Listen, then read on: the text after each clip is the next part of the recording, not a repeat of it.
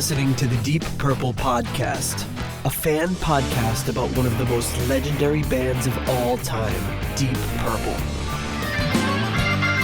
We take a look at the music, history, and people behind the band Deep Purple and beyond.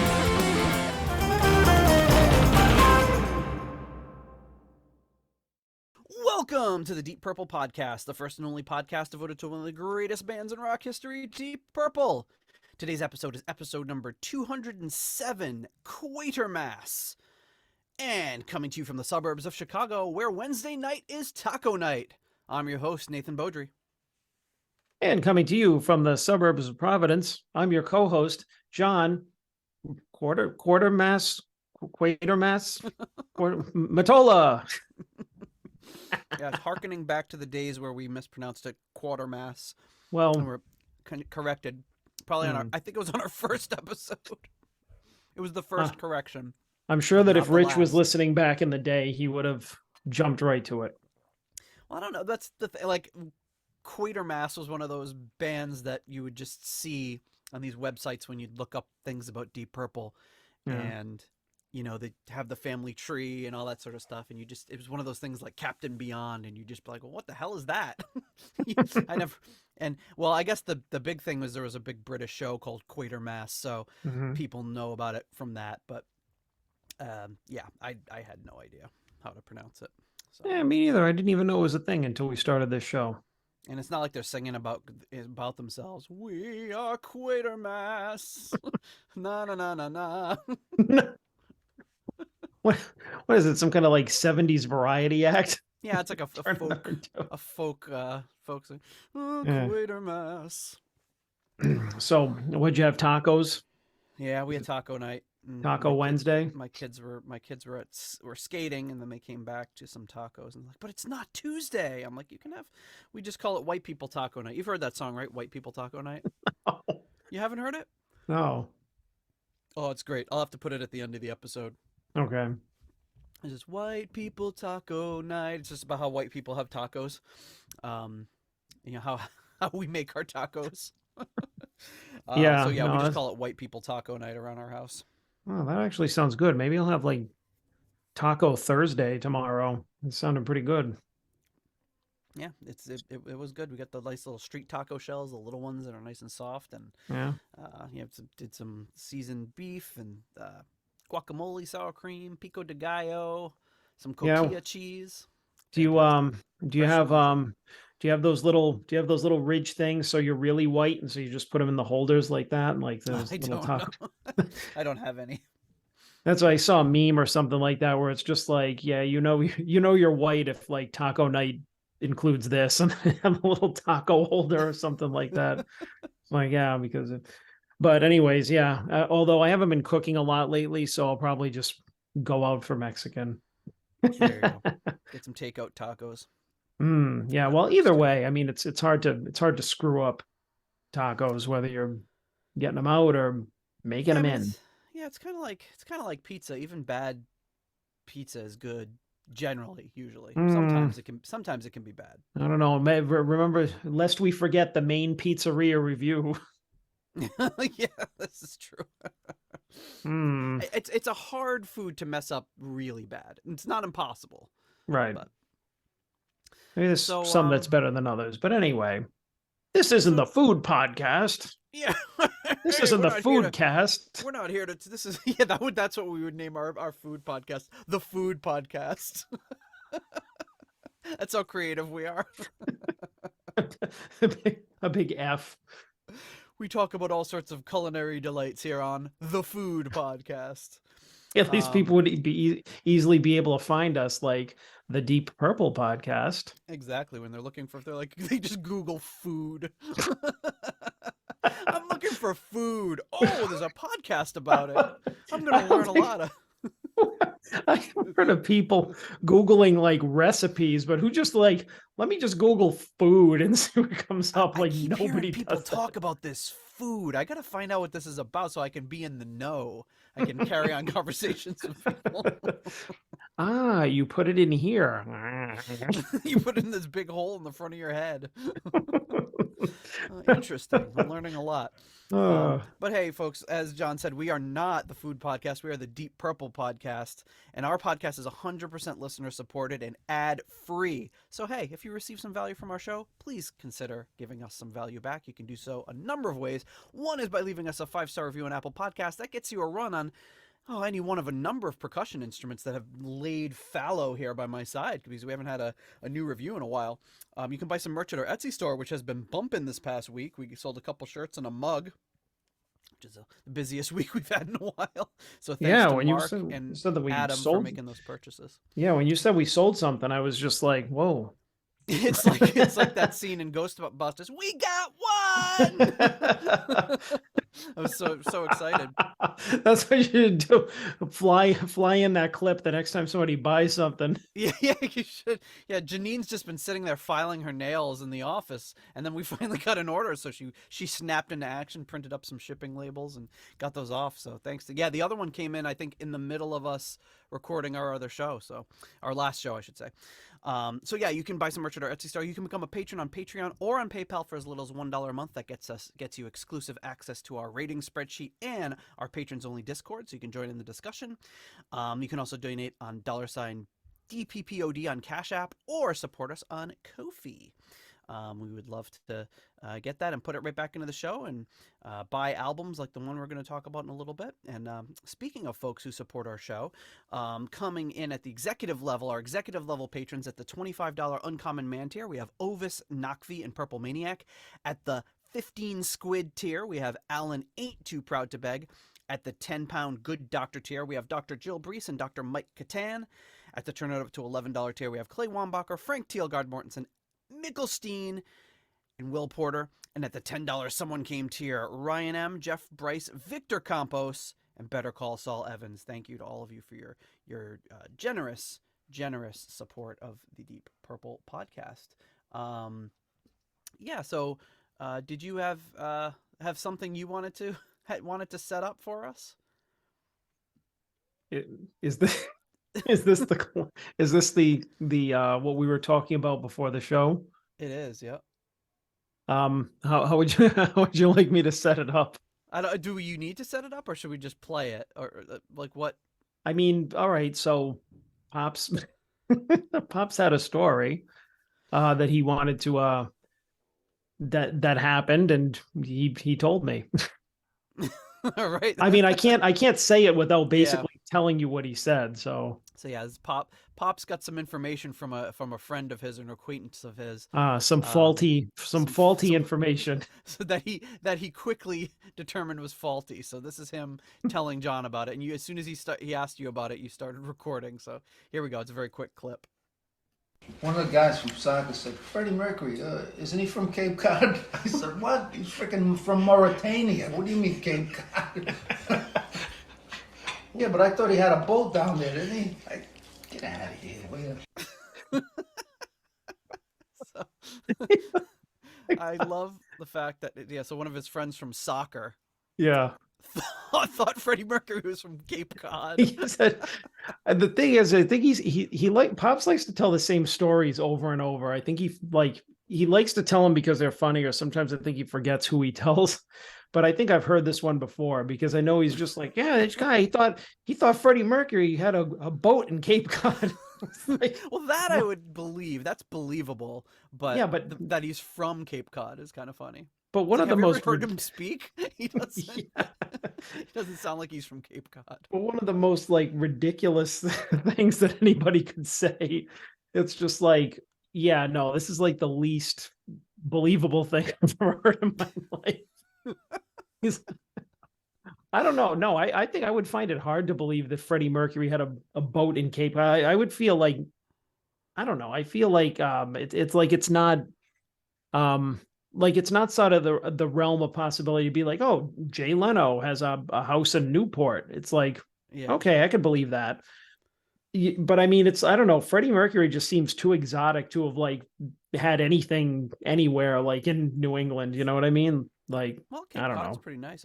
Yeah, you'd think he'd have a boat on the Amalfi Coast or something. Yeah, exactly. So I mean, it's just but the way he just dismissed it, the end is like, get out of here. Get out of here. That was perfect. The only possible reaction, but That was perfect. But hey, before we move on, folks, we do have to take a moment for something. And that is Postcards from the Edge of Connecticut. And man, they're coming fast and furious. Last show we had 3 postcards, and I got 3 more, all dated boy. 1 day apart. Do any of them contain pictures of me on them by any chance? One of them does. Oh, didn't even. Oh boy. So yeah, they came. Another batch of 3 came in. They come in threes apparently. This one's from March 16th, and it says, "This is a picture of John with Ron Finn." Oh yeah. And it says, "Nate, ye gads, Ron Finn," and then he in parentheses he put DLR question mark. Is he play with David Lee Roth? No, I think maybe because he kind of like looks like an older DLR with the long hair. Yeah, I can see that. Oh, maybe that's what he's doing. Okay. And DPP John for you this time from Pete. So there you go. It's John and Ron Finn. The next day, on St. Patrick's Day, it says, this is a picture of a guitar against a wall with a bunch of posters. Mm-hmm. And it says, "Nate, happy St. Patrick's Day for you. Here's a bunch of shows for you." And it's like different posters, Bad Company, Elvis, Billy Joel, Elton John, a bunch of different stuff. And then finally, on March 18th, this one is, I got it upside down. This is the sign you see on the highway that says Discover Beautiful, Rhode Island. I think that's the picture that they sent us when him and the Roback were entering Rhode Island on the way to meet me and Rich that night. With their illegal firewood. It says, "Nate, Rhode Island is calling you back for you."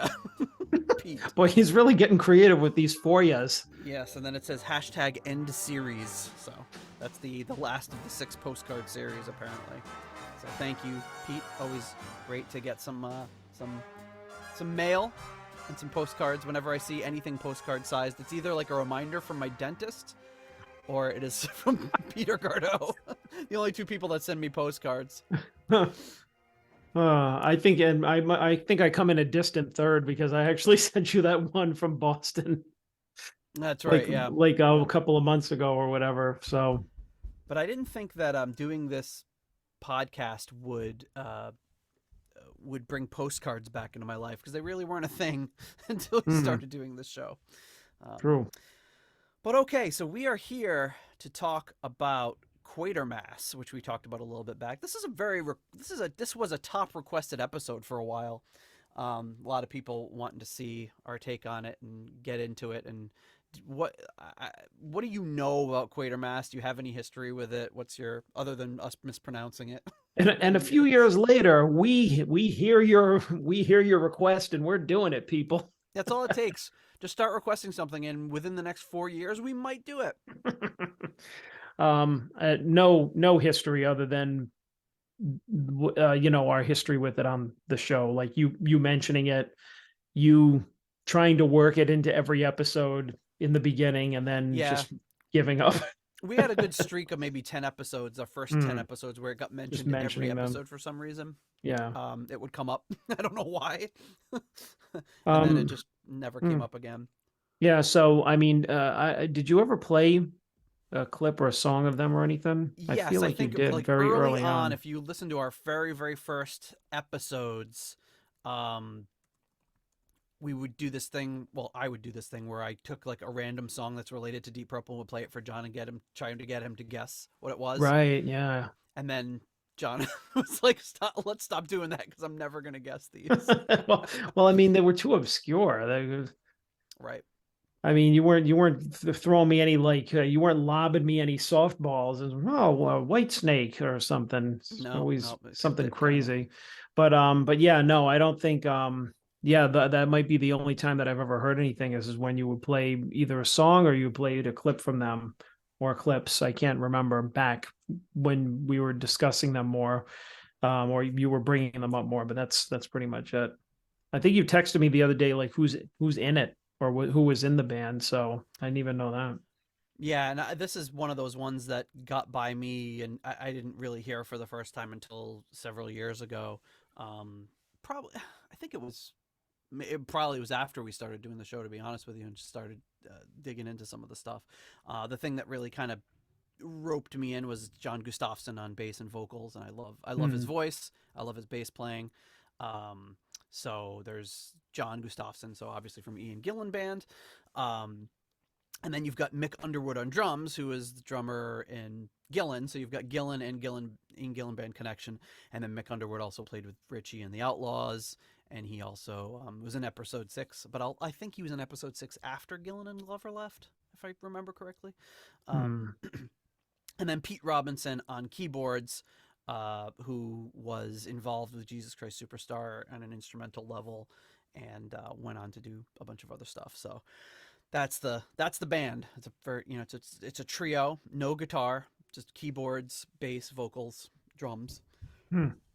So interesting. And then there's about 500 credits for different cello and violin and Oh, boy. players, which I won't get into. Although the band leader for the orchestral stuff is Paul Buckmaster, who did a ton of orchestral work for the Rolling Stones, David Bowie, Elton John. So he's got like a really impressive resume. He passed away in 2017. The engineer, Andy Stevens, he worked, he doesn't have too many credits, but he did work with John Lennon and Yoko Ono on the Plastic Ono Band. And then Jeff Jarrett, who's an engineer at Abbey Road Studios. And the producer was Anders Henriksson. So I don't know if that name means anything to our good friend Jonathan, a Swedish music producer from Stockholm. He was recruited by George Martin in 1969 to join Abbey Road, and he worked there until 1972. So if you're good enough to work at Abbey Road, you probably know what you're doing. That's the kind of the lineup of all the folks involved, and then we get into the album art. So these the album cover, which may look familiar to you.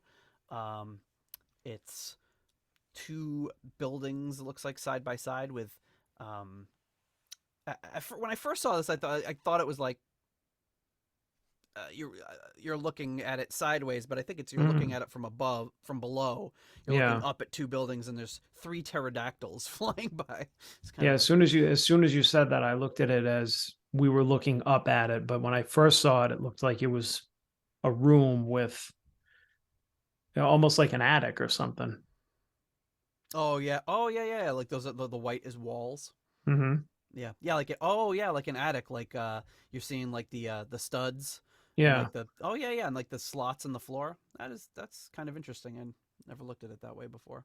Yeah, but I mean, on first looking at it, but it makes more sense. What you said is that our point of view is that we're staring up because they're birds flying, or in this case, pterodactyls.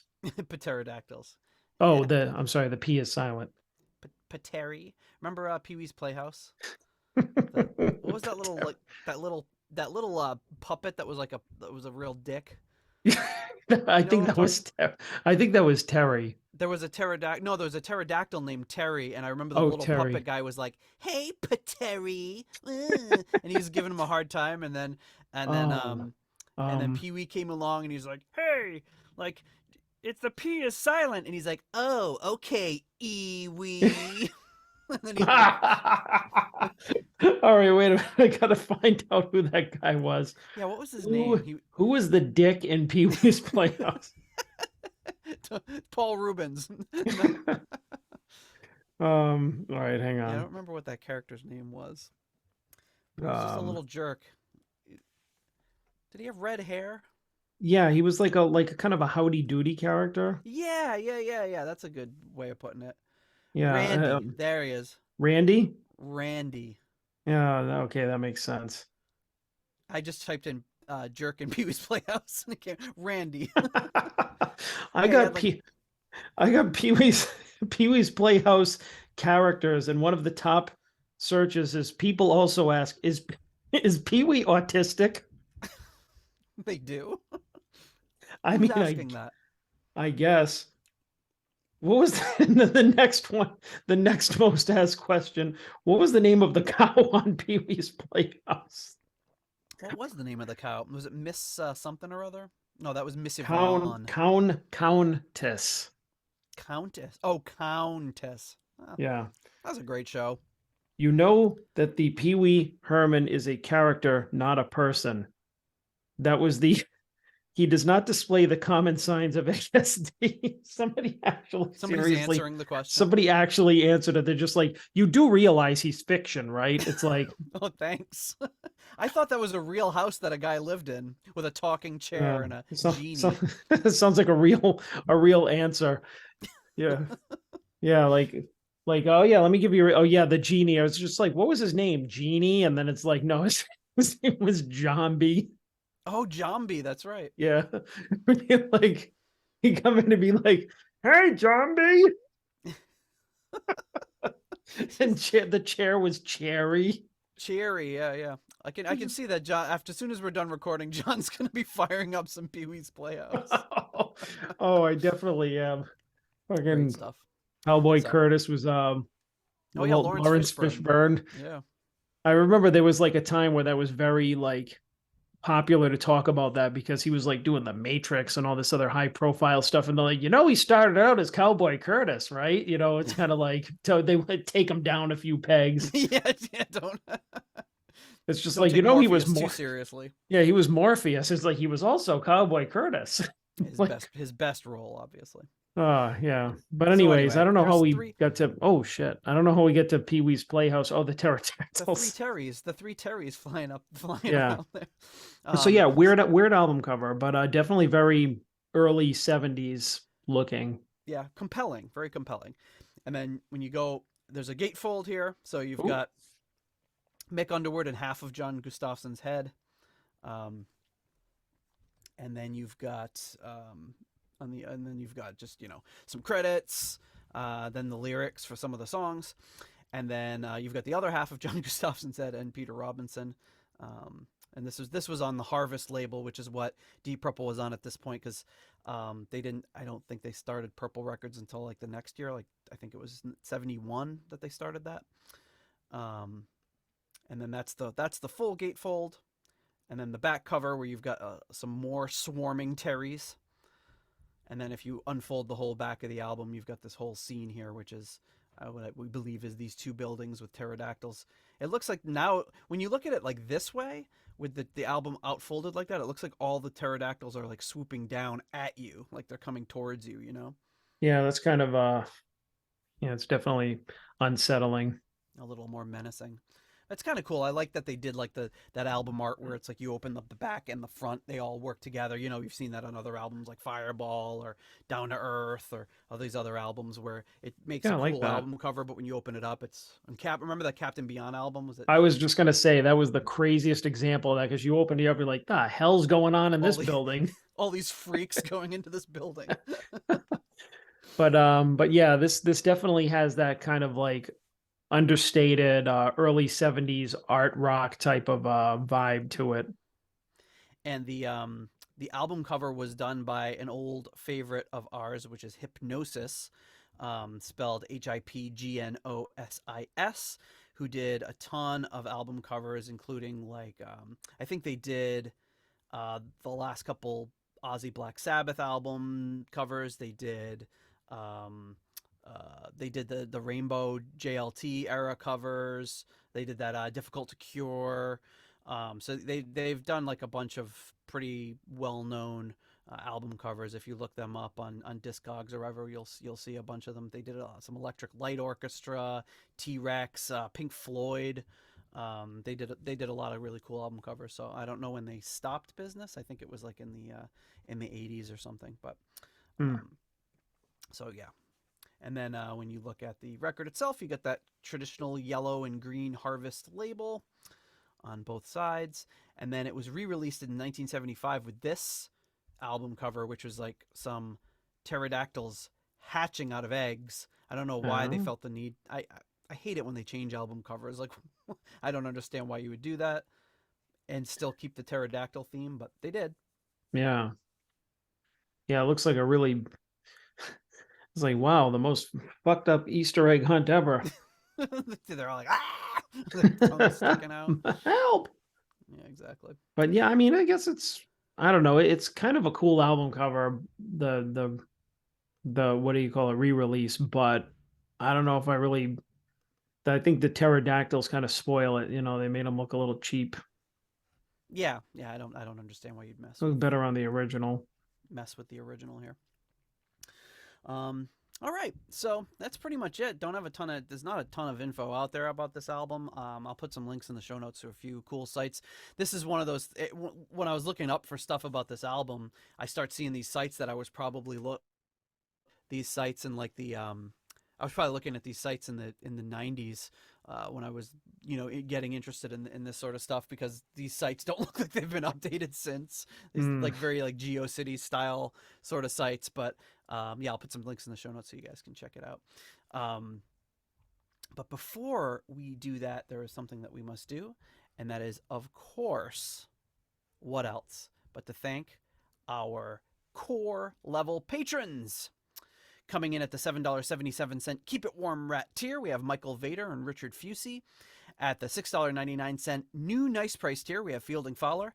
At the episode $6.66 tier, we have Steve Coldwell, Arthur Smith, and Anton Glaving. At the $6.65 Almost Evil tier, Kenny Wymore. At the $5.99 The Nice Price tier, Robert Smith, Peter from Illinois, Michael Bagford, and Carl Hellberg. At the 60 kroner tier, the Scandinavian Knights tier, Zwapper the Electric Alchemist, and Newt Morton Johansson.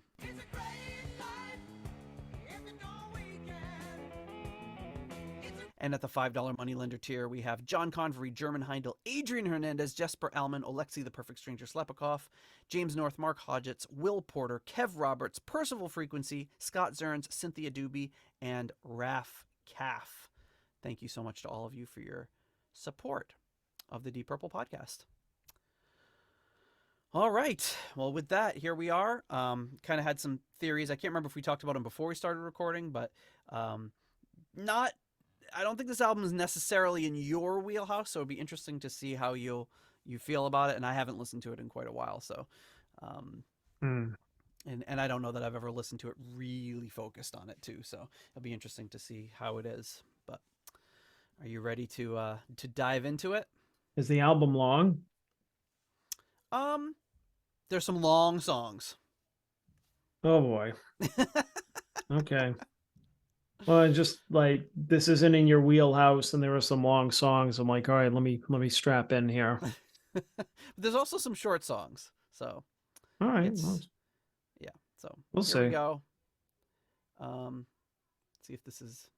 Hopefully, you got sound here. But this is the opening track, Entropy.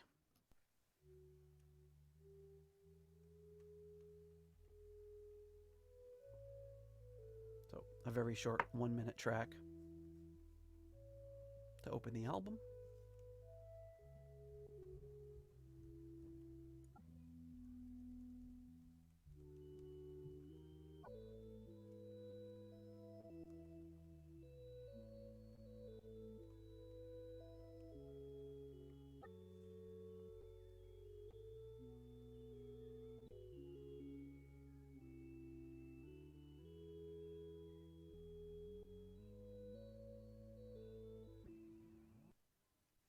So not much there to that one. It's just kind of setting the stage, and that's it sounds like mostly maybe organ and maybe synth combined.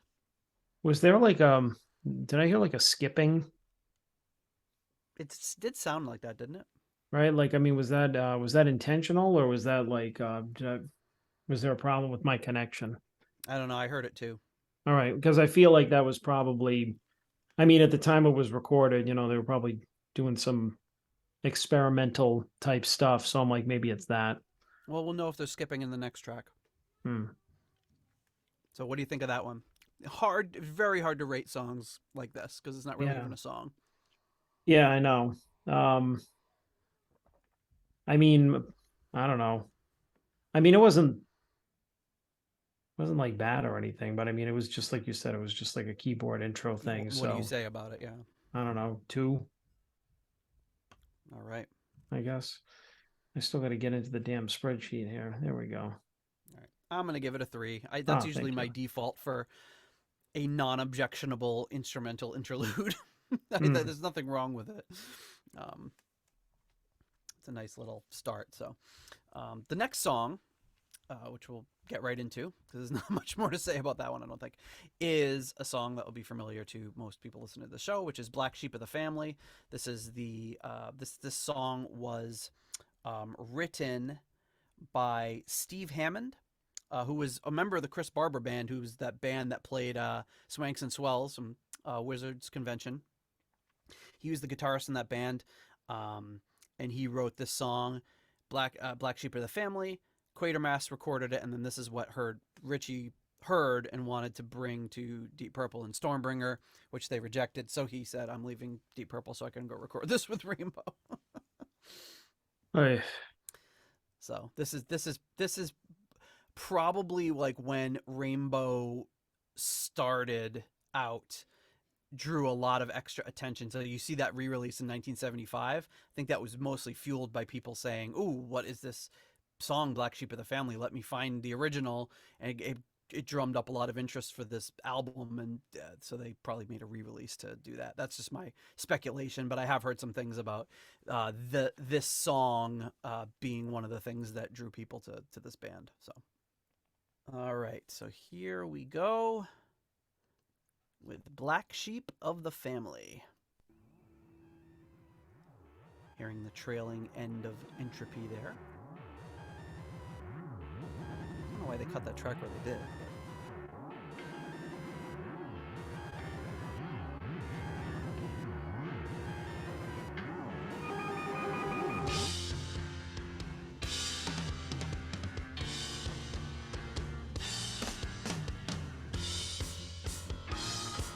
So you're getting like cool piano and organ going here.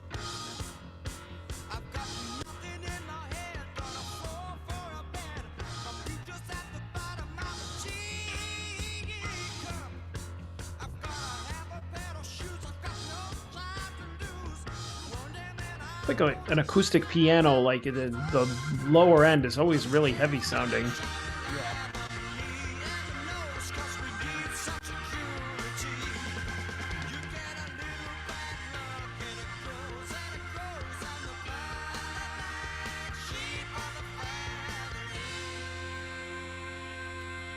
You know, I think when we originally heard John Gustafson on Butterfly Ball, we thought that was a Dio, one of Dio's songs, because he does have a similar voice.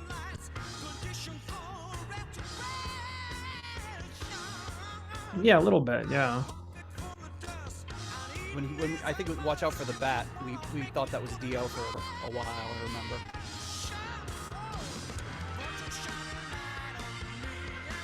It's not as obvious here, though. No. But yeah, they're definitely worse people to be compared to. I've heard of worse.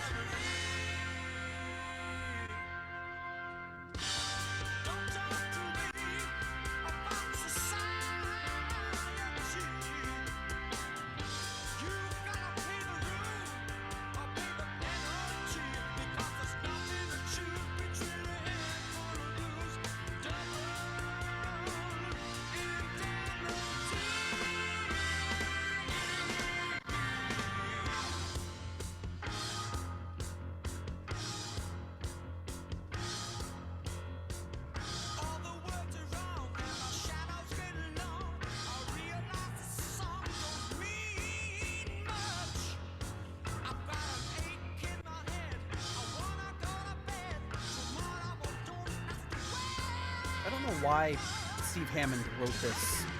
I think this is the earliest version of the song, so Yeah. I don't think he did a version of this. I'm not sure why it was given to Quatermass. I like it. Clearly it made an impression on Ritchie.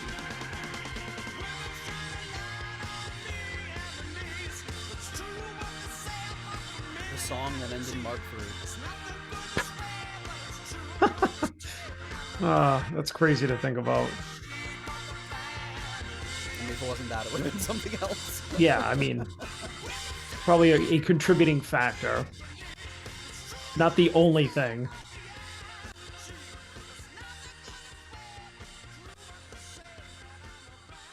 No, I don't like how they faded it out. You know, like the fade out. No, I don't know. It just feels like they weren't done, and the producer was just like, I gotta fade this shit out. Like in the middle of it, it sounded like a very awkward kind of fade Yeah, like out. it didn't sound like it was quite done yet. Yeah. And it's just like, all right, we got to cut this short. It's going to go on for another 7 minutes. We need to save that for the other tracks on the album. Oh boy. All right. So what do you think of Black Sheep of the Family? I mean, this has never been one of my favorite songs from when Rainbow did it. I just kind of listened to it because it was part of the album. But I think that this version, I might actually like it better than the Rainbow version. Mm-hmm. I don't know. I thought it was pretty good. I'll give it a 3.5. Right. Yeah, I thought it was pretty decent. I liked how the piano kind of made it heavy, you know, it held down the bottom end, and there were these kind of soaring organs, keyboards, and I like the vocals too. I mean, I love Ronnie, obviously, but I and of course we just talked about how, you know, his voice is very Ronnie-esque, not as much. Yeah, I mean, I wouldn't have mistaken him for Dio on this, but I kind of like what he did with the chorus a little bit more. It sounded a little more free flowing, whatever. I mean, I don't know. By the time maybe they got it to Rainbow, it was a little, um, I don't know. Maybe the version they cut in the studio or whatever. Just it sounded kind of, I don't know, ordinary compared to this. This one had sound a little looser, a little heavier. I think it was slower too, right? A little bit slower tempo. Yeah, it might have been. Yeah. Either way, I thought it was a pretty good version. Yeah, I'll give it a This song. 3.5 as well. Yeah. I love his vocals on this. I think his just like it, really soulful towards the end too. I think he's just a great vocalist and a great bass player. So I don't think you hear much of his bass playing on this, but the vocals are great. So that brings us to our first long track, which is called Post-War Saturday Echo, which is a well, let's just get right into it because we'll probably have time to talk about it during the song. Here we go. Oh God, 9 minutes. It's closer to 10. That didn't make me feel better. Starting off with kind of an avant-garde little, and this, they're known to be a pretty proggy band, so.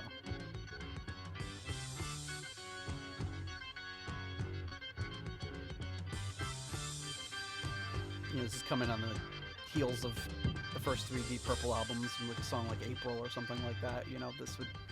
This sort of thing would be right at home on one of those albums. Sure, yeah. What's going on? Another fade. This is like a real pastiche here. Now, my feelings on this song are that it's a little Pink Floyd-esque, which for me would be a plus, and you probably not as much.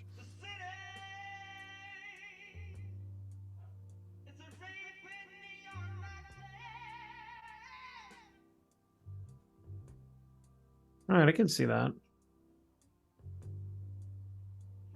Pink Floyd, if Pink Floyd were better singers. You get this really affected, far off, distant sounding voice, like he's singing from like across the room at the mic, And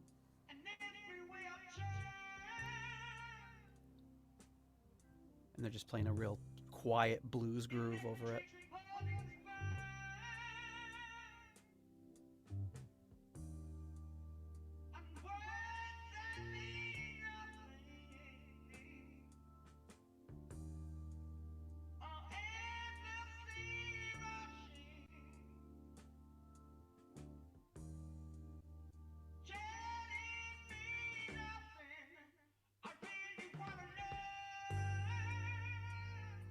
Actually, it kind of reminds me of like that first Zephyr album a little bit. Yeah. With So the vocals are tolerable. a little more palatable.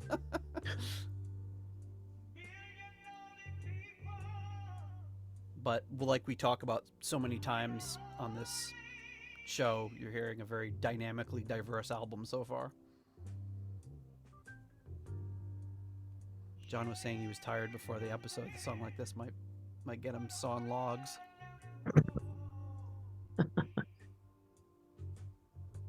I mean, the song is definitely a vibe. Yeah, and I miss that, like, in a lot of albums, like that, and that's something that got me into Pink Floyd a lot, is just getting this like really cool laid back vibe where they might just drone on one thing for 5 minutes, and you know, they call it stoner music, and I was never a stoner, so I could never appreciate it from that level, but you know, just like hanging out and just being really mellow and listening to it in the background while you're doing something, and it's just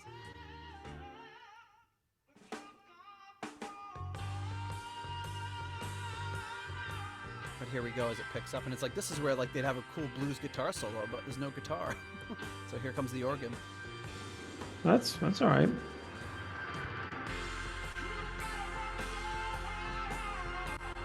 Love an organ. Love a soaring organ.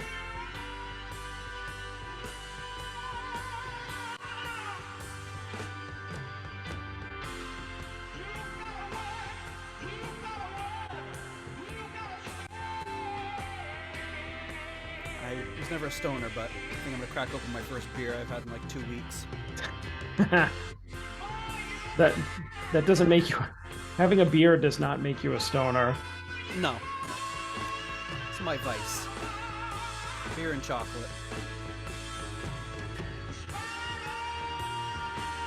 I filled up a little ramekin with chocolate chips before I came downstairs, and my daughter tried to steal one. I slapped her hand. Get out of here. These are my recording chips. Chocolate chips? Mm-hmm. Yeah, I like that as a little sweet snack sometimes. Here's a little ramekin.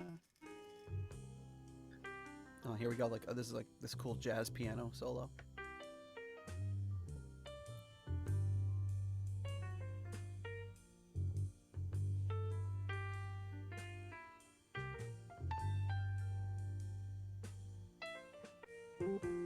Oh, nice. Tasty little bass fill there.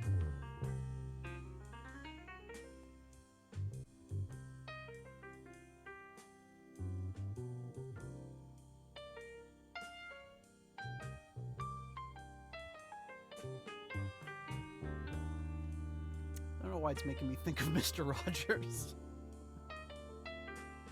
Because the meandering piano. Yeah, like a little like meandering sort of I piano.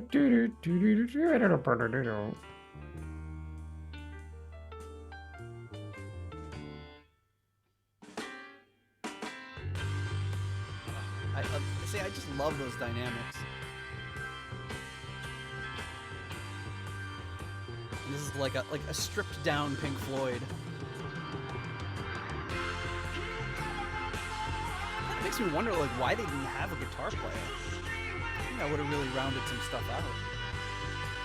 I mean, I personally like what I'm hearing, but it's ballsy to have. Yeah, me too. It's ballsy to have a trio in any respect, but especially in this age to not have a guitar player, it's crazy. Well, I mean, hey, look at the Doors. They didn't have a bass player. That's right.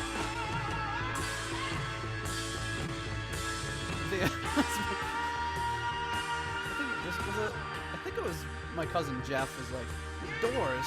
He's like, they don't have a bass player. He's like, yeah, no wonder they suck. I think it was him that said that. Regardless, let's just say that he did.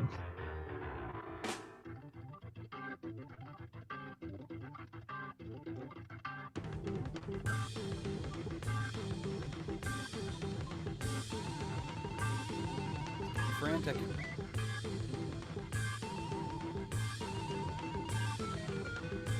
He must have some sort of moog or bukla or something that he's using here.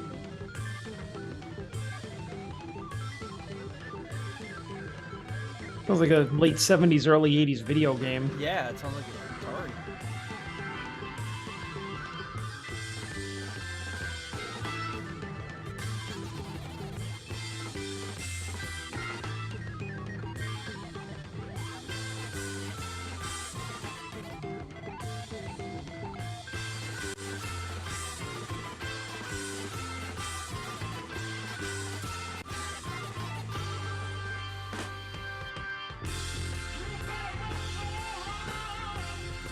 the heck? He would've been Yeah, they kind of using lost memory. me there. Yeah, that's not really your thing. Yeah, right? But I mean, this has got a pretty good melody, like good vocals. Yeah, the only thing I will say about it is that part was very short. If they had gone on too long with that, that would have been a little much. And Underwood is a really great dynamic drummer.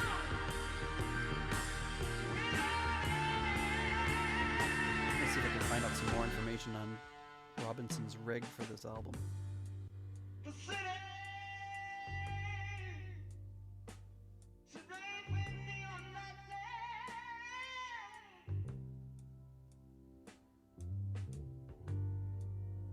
Oh, you know what? The Zephyr song sounds like St. James Infirmary. Yeah, that's the one. Yep. So, if you Google Quatermass, it comes up with some of those Google questions like you were talking about earlier. It says, is Quatermass a real name? It says the surname is the 1,967,751st most commonly held last name on a global scale, borne by approximately 1 in 80 million people. The name is most commonly found in Oceania, where 42% of Quatermass live. 42% live in Australia, and 42% what?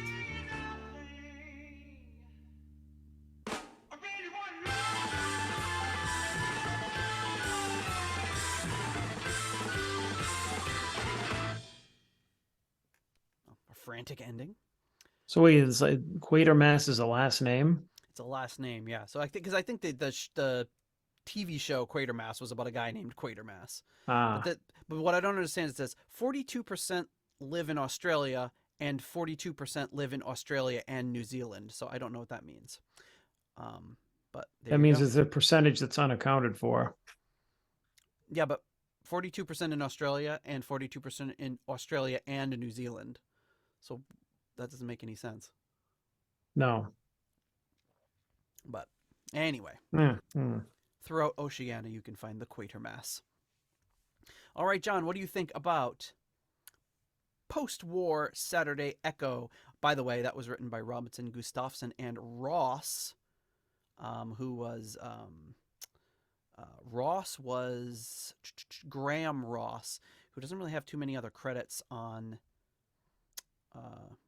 Discogs. So I don't know.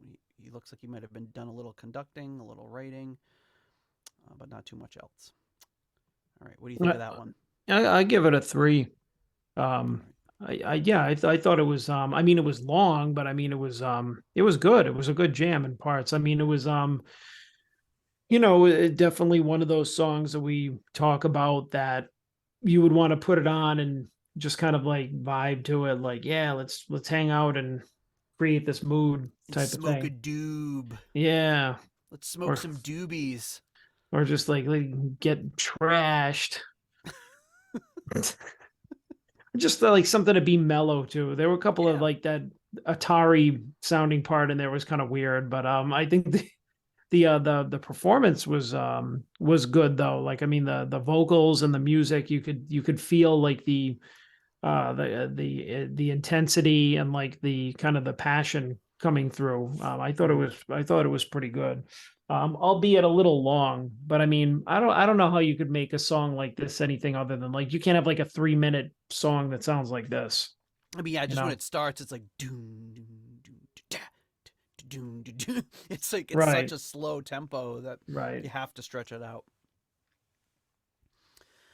I will give this one a 3.5. I really like it. I like the vibe that it sets. Um, I think the effect on the vocal. I mean, this is you got to think again. This is 1970, really early on. So production is still not quite. Apart from some select bands like say the Beatles, there wasn't a lot of amazingly produced music coming out at this time. Um, some great classic stuff that really holds up, but unless you were like a Beatles or a Rolling Stone, you weren't getting the top of the line production. Um, So like some of the choices, like having that far away effect on the vocal, is really interesting. But I can't help but wonder what it would sound like if it was just mic'd a little closer, because this is like, me, whatever, how many, 12 inches from the mic. But if it was from back here and I was doing the show, that it sounds like he's singing from way back here. Mm-hmm. And I don't know that effect, while it's cool, I don't know if it would have been better if they close mic'd it. Hmm. Almost makes me wonder if he was doing a guide vocal track like in the room, and they just like, they liked the effect, so they just left it in, like, oh, that's kind of cool, let's just leave it, we won't even do the final vocals, we'll leave it because that far away effect. Yeah, well, I feel like it's not too much of a stretch for for the vocals or the recording techniques to be kind of experimental, especially around this time. So I feel like it was probably purposeful. Yep. All right, so that brings us to our next track, which is called Good Lord Knows, a shorter one.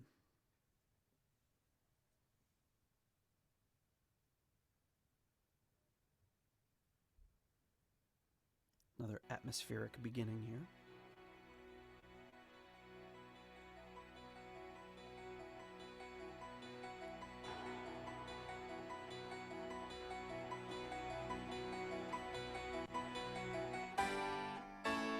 It's like a harpsichord.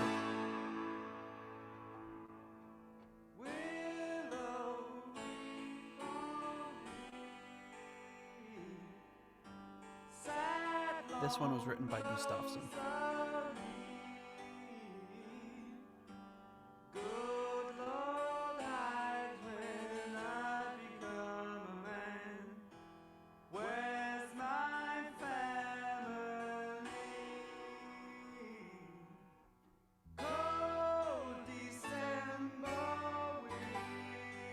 This is very 60s sounding.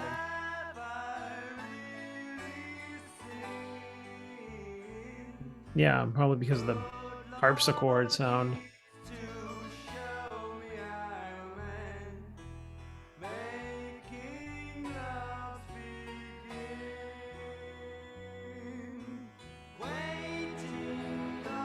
And the strings.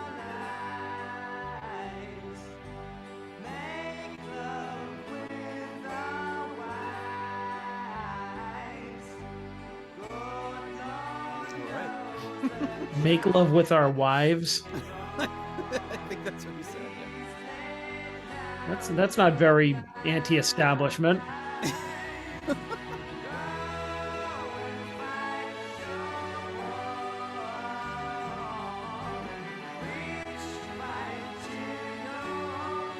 Really nice string arrangement.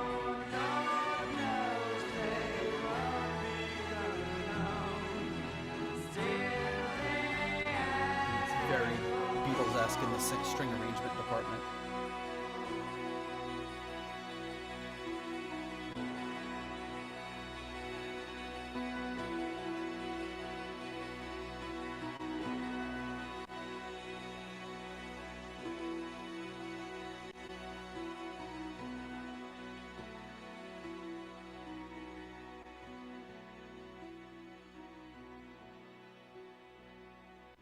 That's like, yeah, like within you, without you sort of ending.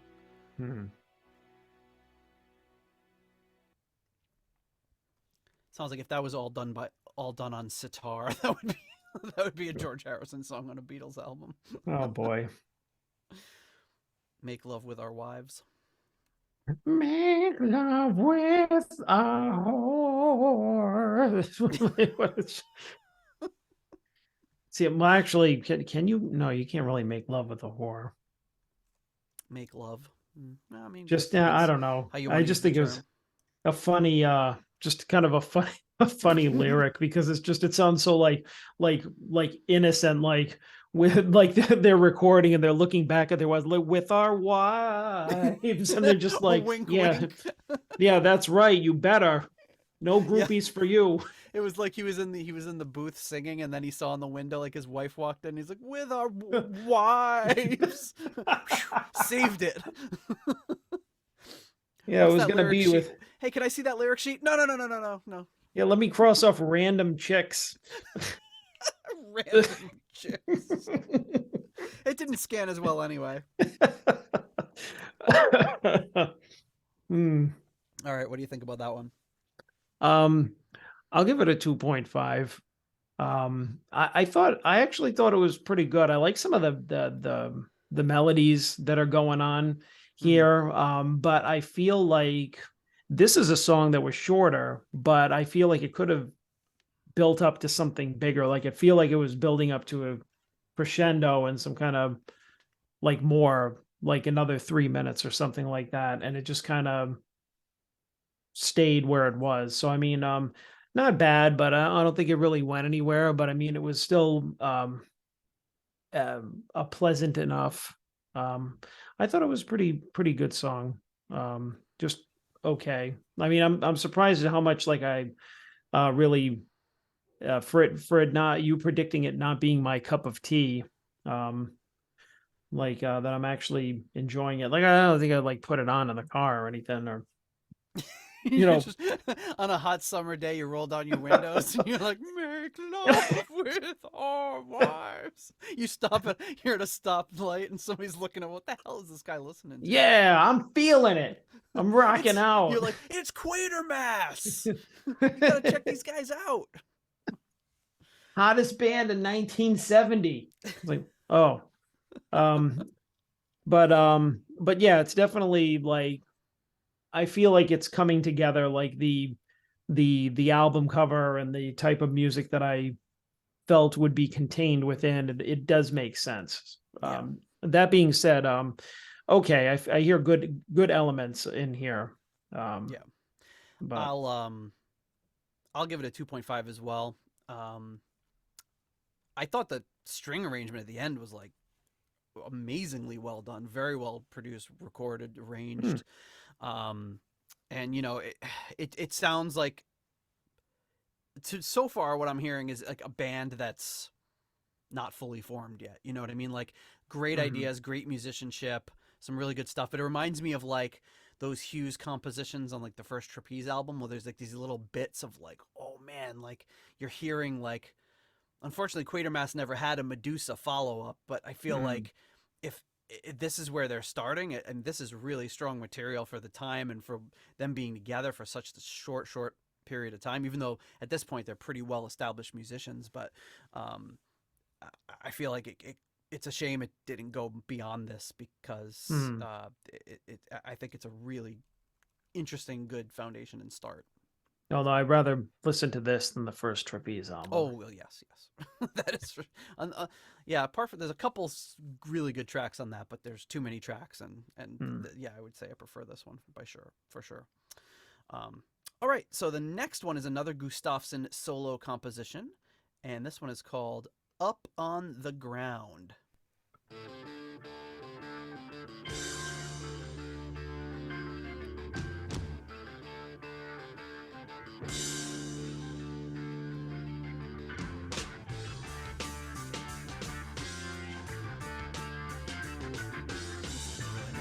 Nice riff, nice heavy. Yeah. Yeah, nice driving keyboard riff there.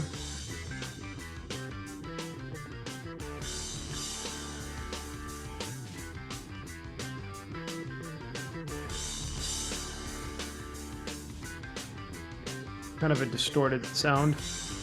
Yeah, that like right overdriven. Channel, it sounds like it's overdriven. Yeah, very overdriven.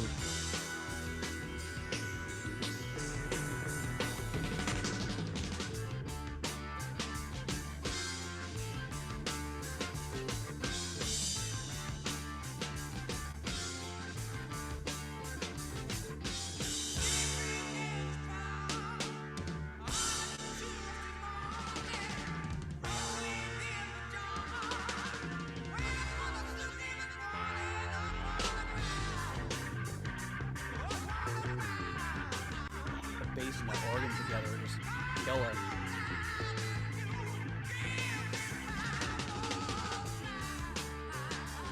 I wish his vocals were a little more close mic'd on this one too. Yeah. 'Cause I Yeah, love it's what he's very doing, but echoey, very it's in a the little too background. distant. Yeah.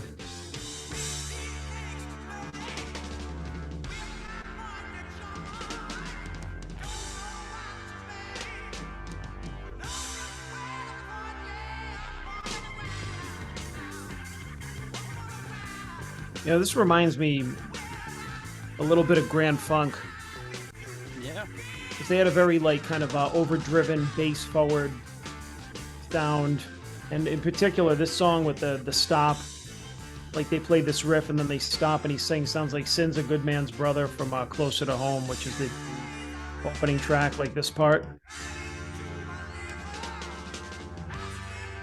It's almost like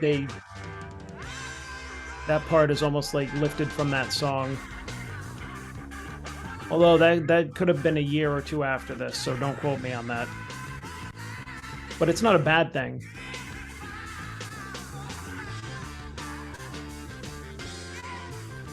I like how they're rocking out with no guitar, though. They're making it happen.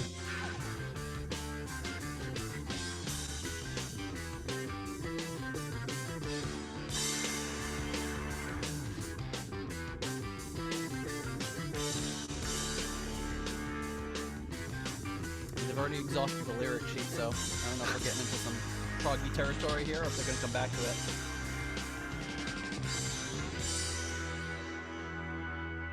That's a butterfly ball feeling right there.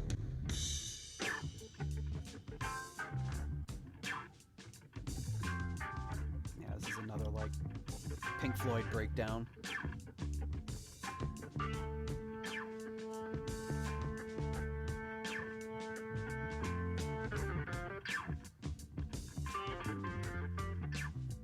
See, I could just jam out to this all day. This is great.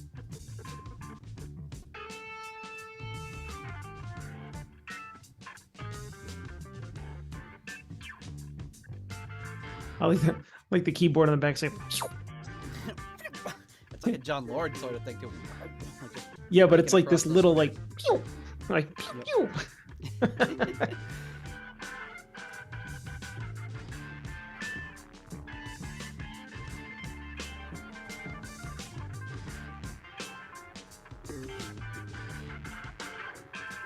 Yeah, this is some good stuff. These guys just really, really gel together well.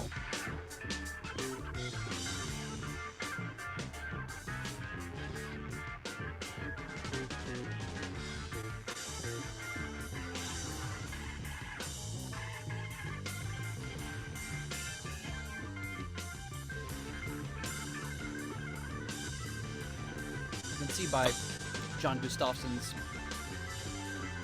song titles, he likes, you know, Up on the Ground. He likes these, like, opposite sort of things. Like, he has that, one song I think we played on a very early episode is a bonus track on this album. Mm-hmm. But not on the album proper, and it's called One Blind Mice. He likes to kind of, like, do a little wordplay there. I don't even know if it's wordplay. It just kind of throws you off. Yeah, they're getting super quiet again.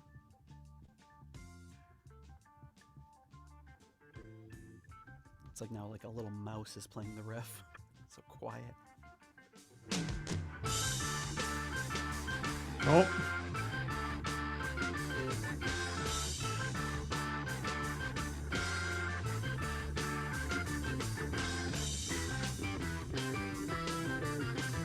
Feeling we're gonna go back to the lyrics now.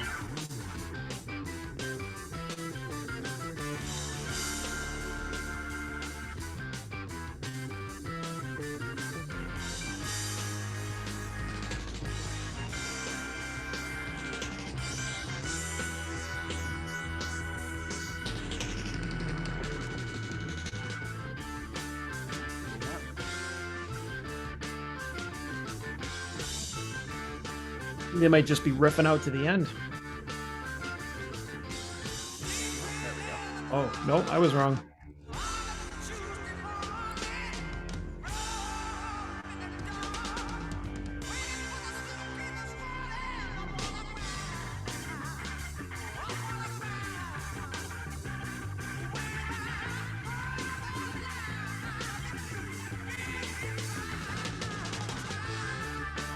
Very weird lyrics. If I didn't have the lyrics sheet, I would not be able to tell what he's saying. Oh.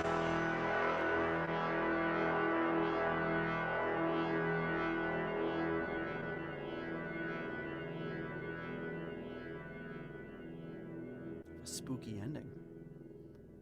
It says, sleeping in the park on a Tuesday morning, rolling in the dark, waiting for the zookeeper's warning. Hmm. And then he says, 15 cakes to bake with my Monday joint. I don't know what to make, but I know just where to point. Very early 70s Yeah. froggy type lyrics. Yeah. Interesting. Yes. All right. Up on the ground. John, what do you say about that one? That was pretty good. I'll give it a 3. Thought it was I mean a little repetitive. But I mean, once again, I think that looks like the direction that this album is going in is that this is a collection of songs that you would put on to chill out to, not necessarily, like we said, all kidding aside, you're not rocking out to this like speeding down the highway or putting it on to like get the party going or anything. You would put this on to jam out, to like get the party like winding down, or if you're just chilling out, or you want some mood music, because this has got a lot of like mood to it. Or if they want everyone to leave the party so they can make love with their wives. Or if you want to scare people away, like that was that part where you said it sounds like it sounds like a little mouse is playing this part. I just picture him with his little mouse fingers like playing the keyboard, like and then the big part comes back and he's like, and then he goes away. Runs away. Right into his little scurries. mouse hole. He scurries away. And goes to sleep in his sardine can with a little tin thing rolled down. Tom and Jerry. I'd give it a 3.5. I like that one. I like that groove. I like that that riff. I like the dynamics. Grooving. I like the ups and downs throughout this album. But yeah, like to your point, like you could rock out to this song, but you know, you're like the Good Lord Knows song is like really like low key. Post-war Saturday echoes really low key. So Black Sheep of the Family and this one are the only two rockers so far. So yeah. But I mean, I feel like you kind of like, it's like a slow, like, you know what I mean? Like you're rocking out to it. It's kind of like a slow, like nod your head, like, yeah. Yep. Kind of rocking out type of thing. I don't think that Jonathan has a really good phrase he uses. He calls them dinosaur riffs, because it sounds like when a dinosaur's walking. I don't think this one quite fits into that, but I love that expression because it's so, you know, exactly what it means. You know, when you hear it, you're like, this one could almost be that, you know. It's close. Yeah. No, I mean, if there was a guitar in it, I would say that would qualify. Yep. Okay, so the next track up is a track called Gemini.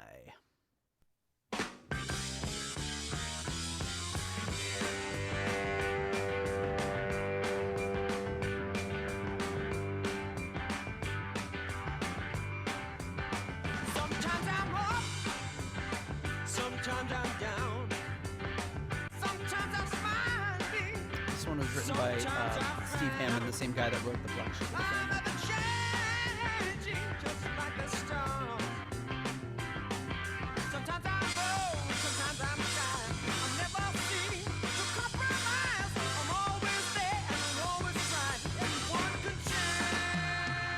Yeah, this one, the tempo picks up quite a bit. I like it. Hey, as soon as I said it. They were waiting for you to say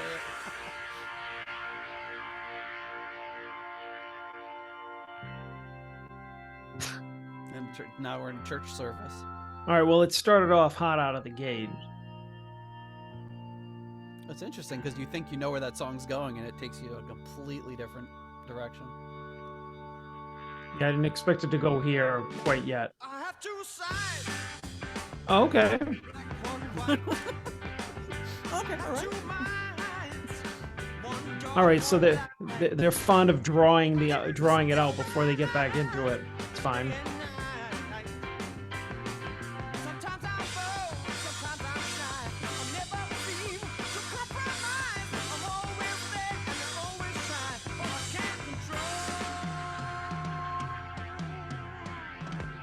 What is it?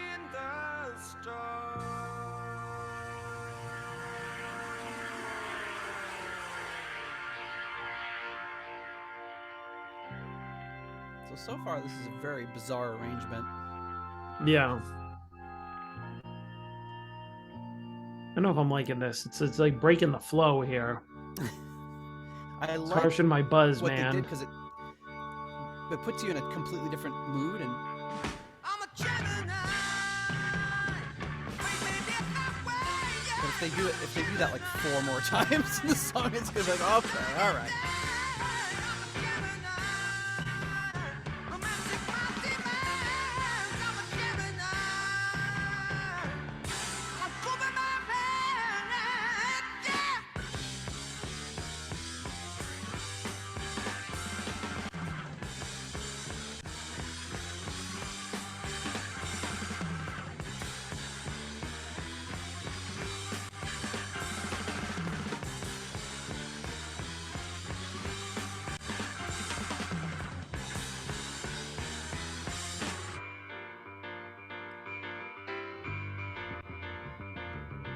Listen to that bass.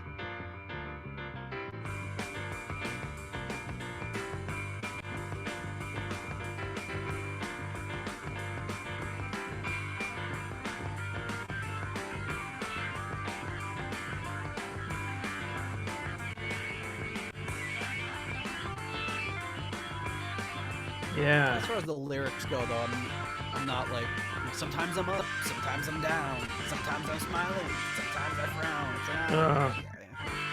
I mean, in 1970, I guess that's what you get. Like lyrics 101. It's like, did Ozzy write these lyrics?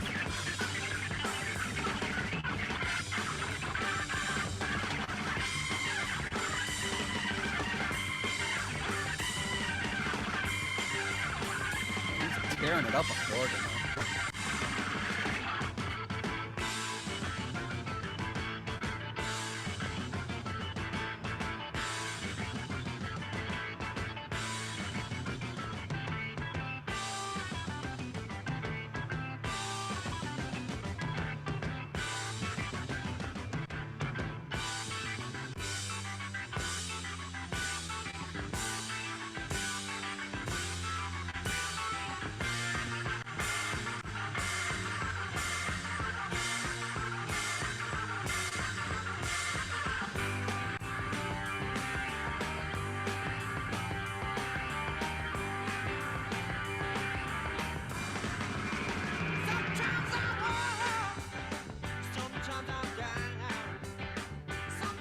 It's weird that he has that like effect on those other songs, and on this one, it's so his voice is so dry.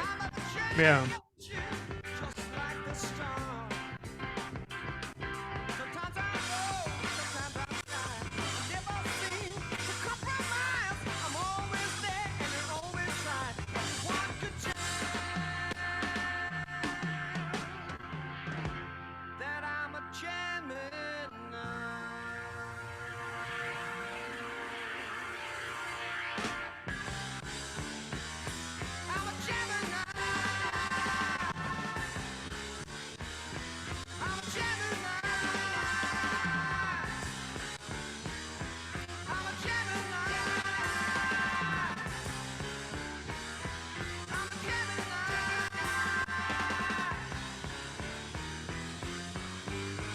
I was like, is John Gustafson a Gemini? He is not.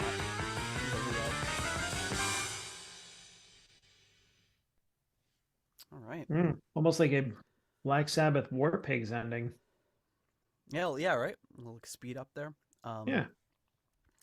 You know the best thing about John Gustafson? That's Jack Lemmon's character's name in Grumpy Old Men. That's right. You dumb friggin' Swede. Such a great movie. Well, it's Mr. Gustafson. Gustafson, yeah. John Gustafson, but if you change it. It's Shut up, well, you it's dumb Gustafson. friggin' Shut up, you dumb friggin' Swede. Is it Gustafson? I thought it was No, it's Gustafson in the Gustafson. movie. Yeah. So it's the same spelling, just pronounced different. Right. So I mean, it's the same without you really realizing it. Exactly. Just like, yeah, because that tax guy comes around, he's like, Mr. Gustafson, Mr. Gustafson. You know, he keeps saying it over and over. Yeah. And then and he looks at it, he didn't know who he was. But he's like, have you seen Mr. Gustafson? Walter Matthau's like, You mean the pervert? It's like, and he's that's standing right. right there. He's like, he's always sneaking around, bothering girls. He's just like, the man's a menace. He could be anywhere. He hasn't taken his medication. He's like busting his balls with them right there. It's great. Great movie. All right, Uh, Gemini, what do you think? all right, back to the. Oh no, I accidentally gave it a 7. Wait. This is the greatest song that has ever happened. Sometimes I'm up. Um, you know what? I'll give this one a 2.5. I would give it a 3, but I'm going to deduct. Let me try that again. All right, start over. I'm going to. We'll I'm edit going that out. to. All right. No, leave it. I'm not gonna edit. I I don't- wasn't gonna edit it out. Are you kidding me? You jerk. I'll never be able to go back and find that. You menace. I am a menace and a pervert. He could be anywhere. Yeah, I'll deduct a little bit just because I feel like if you shortened it by like a couple of minutes and you kept it going at that pace that it started with and just had it be a straight on like up tempo rocker, I think it would have been better.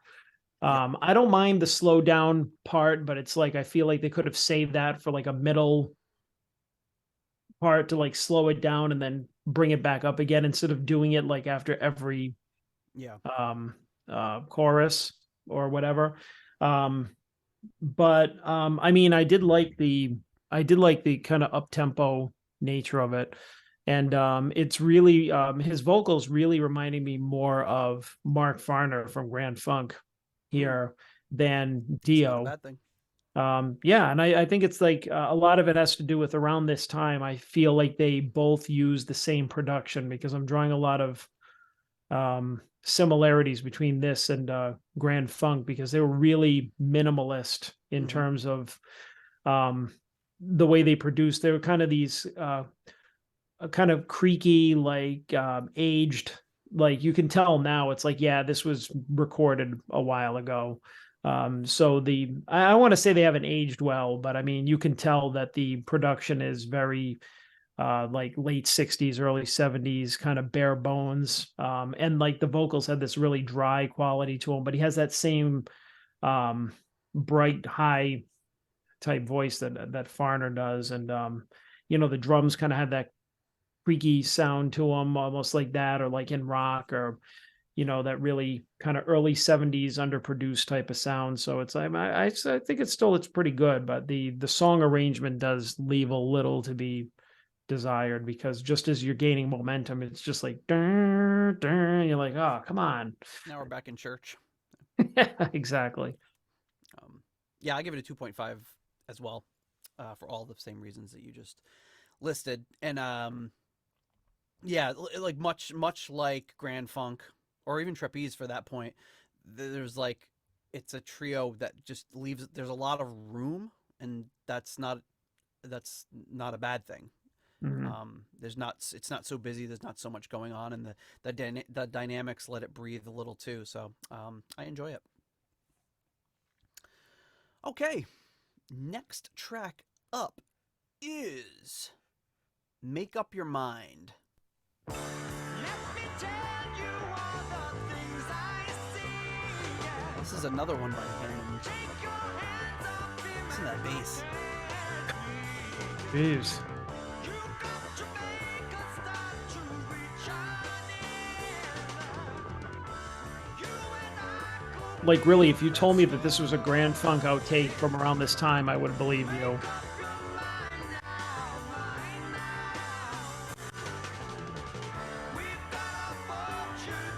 This song didn't beat around the bush either. Just go right into it. Yeah. No long synth intro or anything.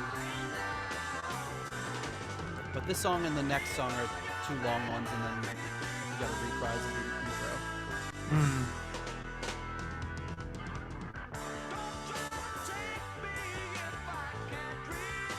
I just can't. How is he playing that on the bass and singing at the same time? Or maybe they just didn't do this live, or maybe it's just Yeah. That's a busy ass bass line. it's awesome.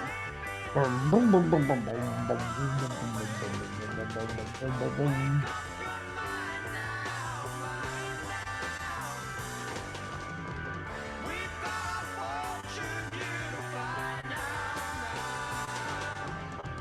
Make up your mind now, mind now. Leave all your memories behind. We're a minute and 40 seconds in and they're through the lyrics. Ooh.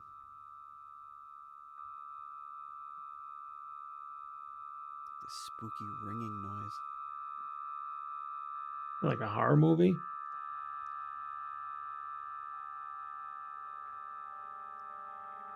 This is when you're like, man, trippy vibes, man. I think I got some bad stuff.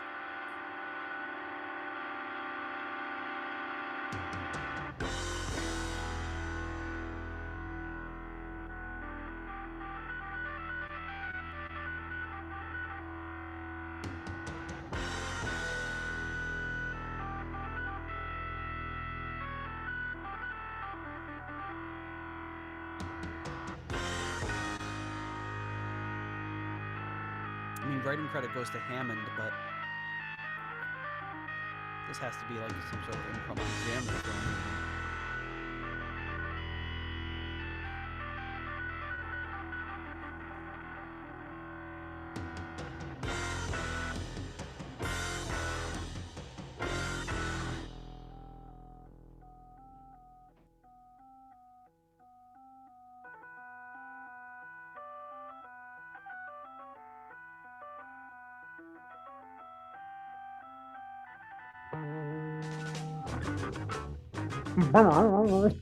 Man, that's tight.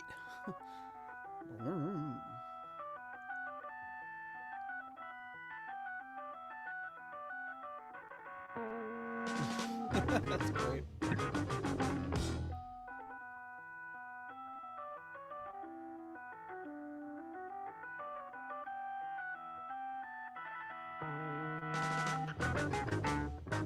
I love it.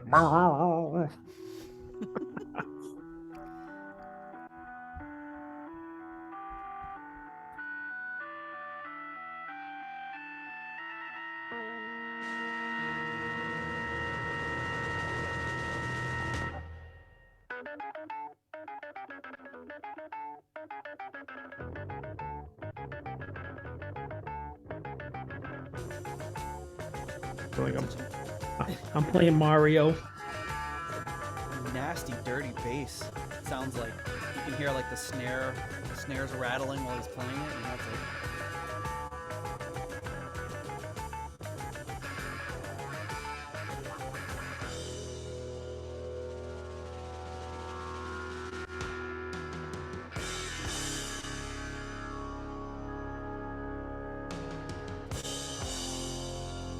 Yeah, they're definitely out in the stratosphere on this one. very proggy. Oh, listen to that sleazy beat they're throwing in right here. I'm not usually a big proggy sort of guy, but I think they have enough groove to them and they get back to little riffs like this enough that it keeps my interest, you know?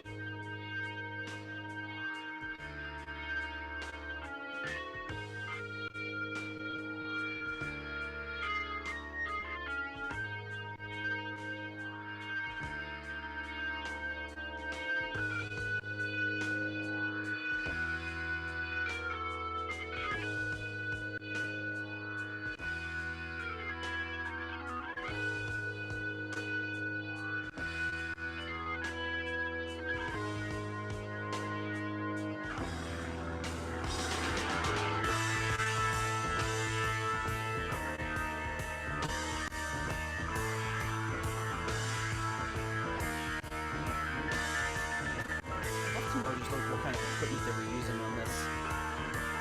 So obviously we've heard piano, we've heard a lot of organ, we've heard some synths of unknown origin.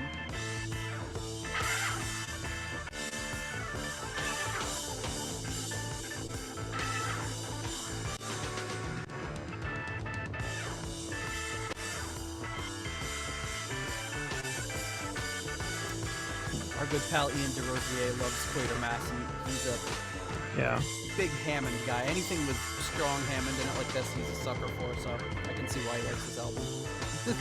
No shortage of amazing Hammond soloing on this. No, it is. It's good. I'm surprised we didn't see him pop up more in various Deep Purple offshoots.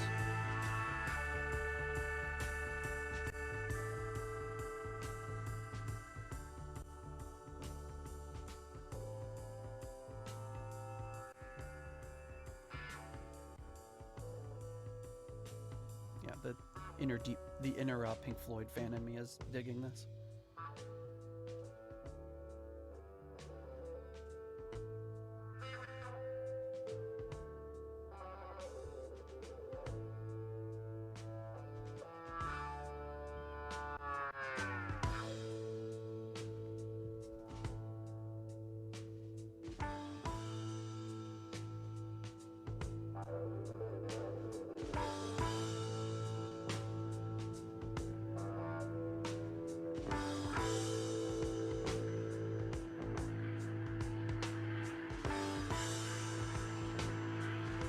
This is reminding me of Seafull a little bit.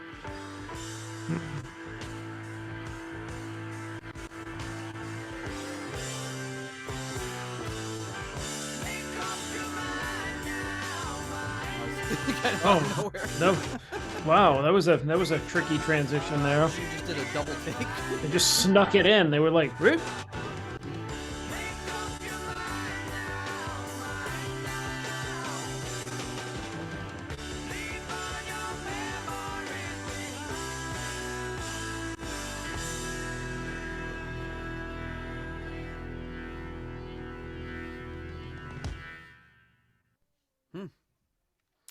All right, John, make up your mind now. What do you think of that song? That was a journey. It was a journey and a half. Yes, and definitely, and then some. I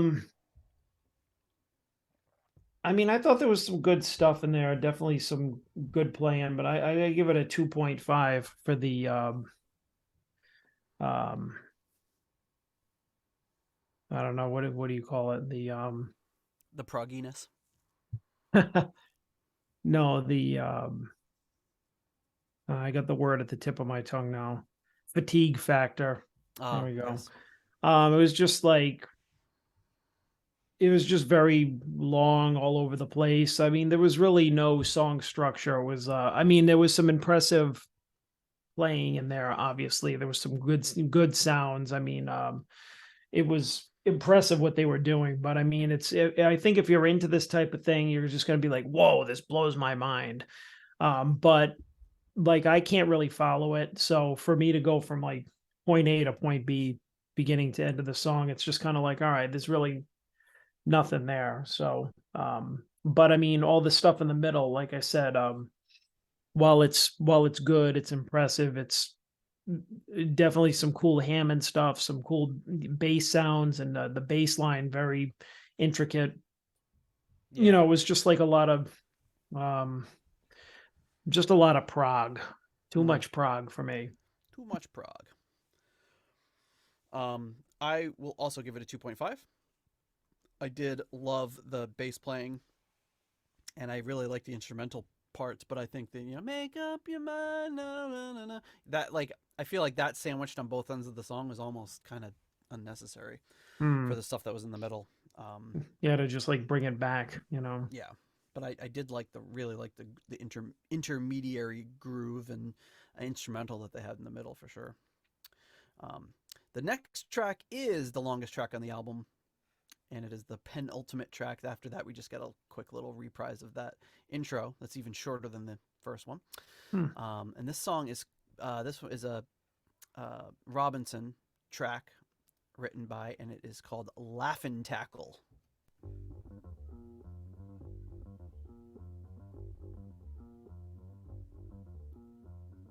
Little quick bass, quick bluesy bass line.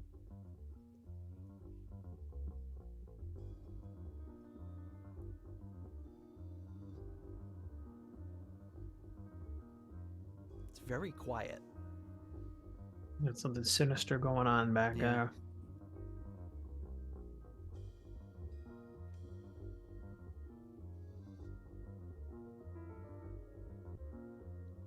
Not what you'd expect to accompany this bluesy bass line. It's like very spooky sort of piano and organ in the background.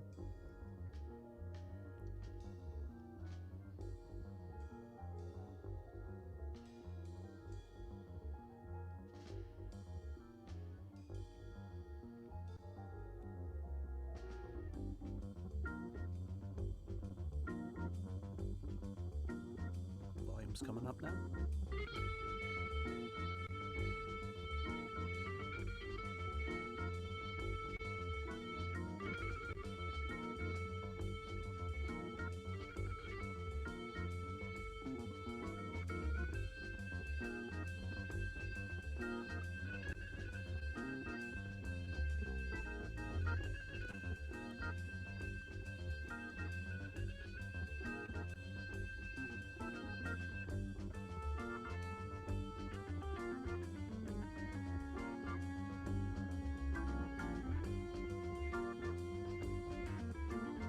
So this track is an instrumental.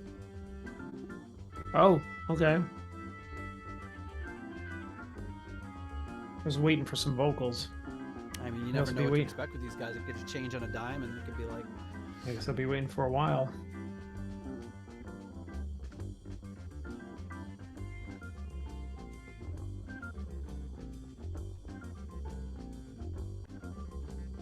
he's just been keeping this bass line up the entire time.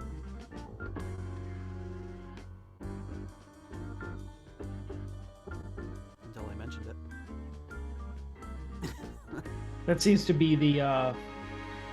what happens with us. Cool strings. Hmm.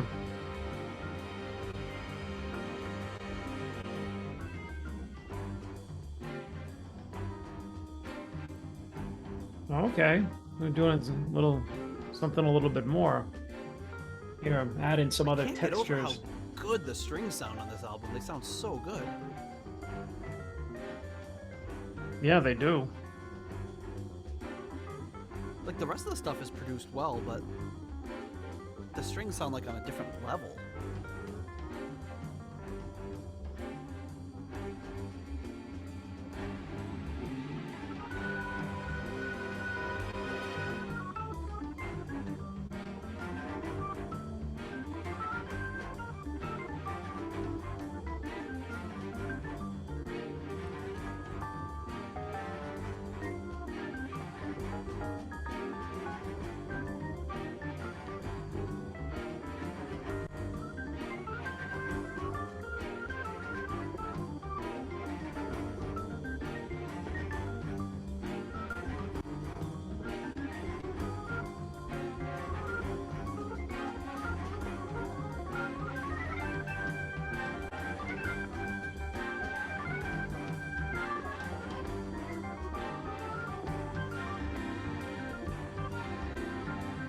So when we first started doing the podcast and we mentioned Quatermass, thinking that we'd wanted one day get around to it, what episode would you have guessed back then we would have done this on? Like way earlier. Like episode 18? Yeah, just because it was such 23? a big talking point for us in the beginning, or they were just mentioned so much. So Uh-oh, are they going to do an album drum solo?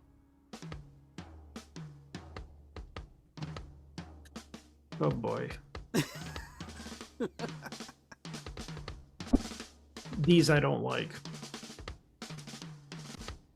These drums are so dry sounding. It sounds good, but... Playing with fire, guys.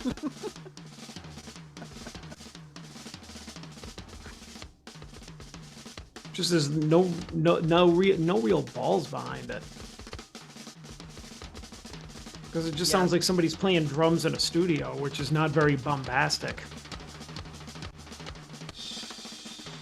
I think they sound good, but I don't.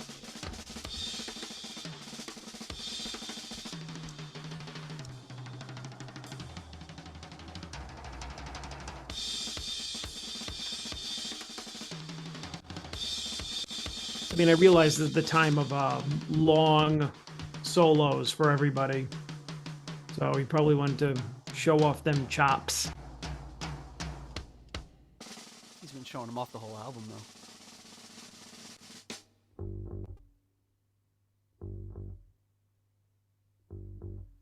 though. Bass solo. I think he could do more than that. That'd be funny, his bass solo. Dun, dun. All right, well, mercifully, it wasn't that long. No, but probably too long for an album. The album drum solo is something that's almost unprecedented.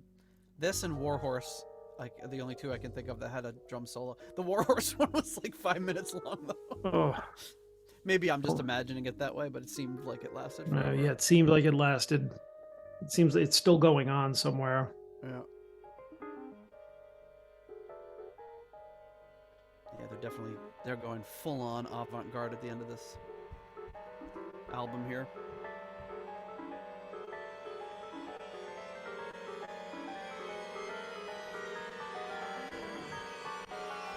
Wow. That's a really cool effect.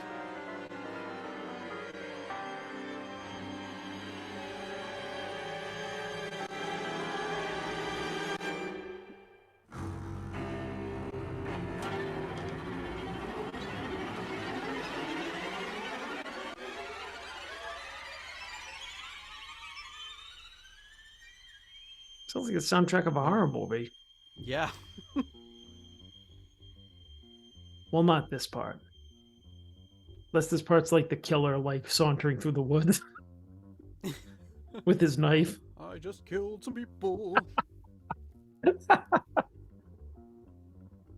but that orchestral part was very horror movie score. Yeah. Like,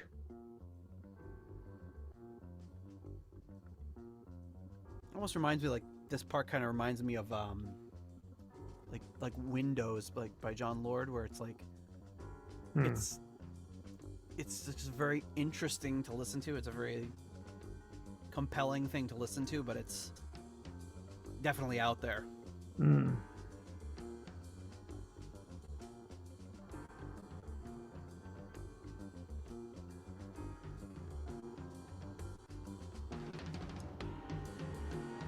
But I'm telling you, if they had gotten past this and done another album or two, you know, who would have thought listening to April on the last Deep Purple album that they'd come out with In Rock after that, you know? Yeah.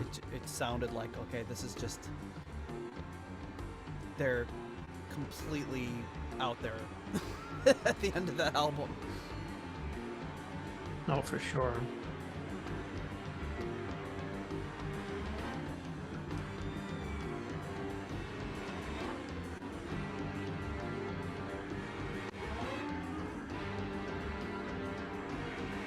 Pretty cool that they credit every single individual string player on this album. Like, usually these bands will just say like, oh, it was some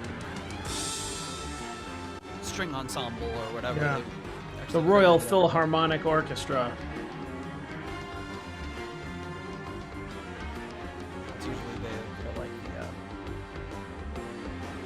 not getting the Royal Philharmonic, but they'll be like Blue River Sound Organization. Yeah.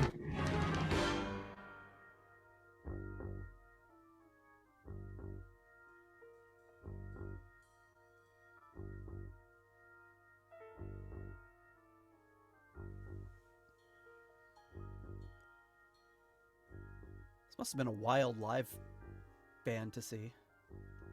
Well, I wonder what I bet. what they were doing.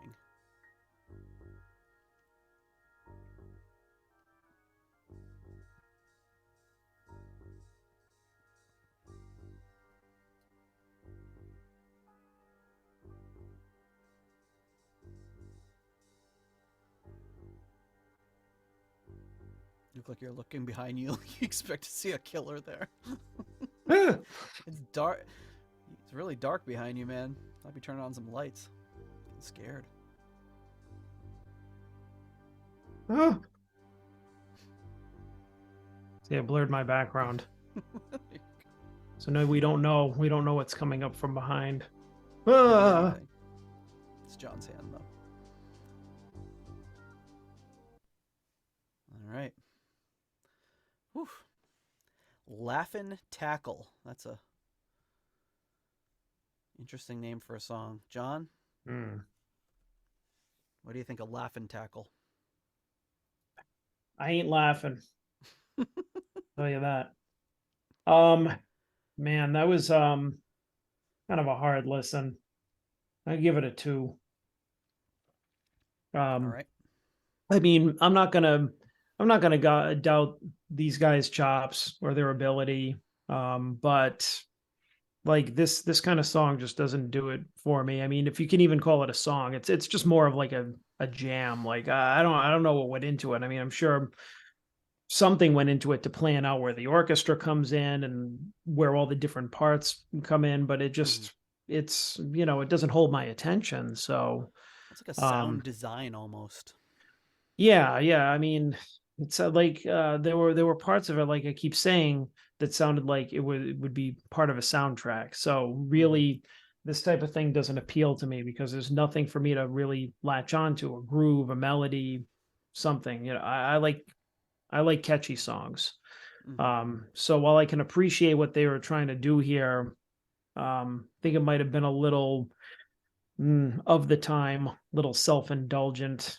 But you know what? I mean, if that is what prog rock is, then I mean, I've never professed to be a prog rock fan, so I guess this is why. Yeah, fair enough. I will also give it a 2. I have to subtract points for the album drum solo.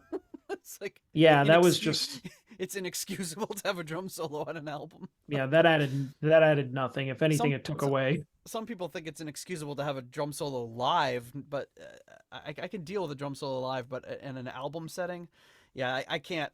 I would love to hear from our listeners to see if there's any other examples, but the only 2 that I've ever heard have been on this show, and it's been this and the Red Sea album by Warhorse. Hmm. So kind of unprecedented. Hmm. All right, so just one super quick song, and that is the Reprise to Entropy.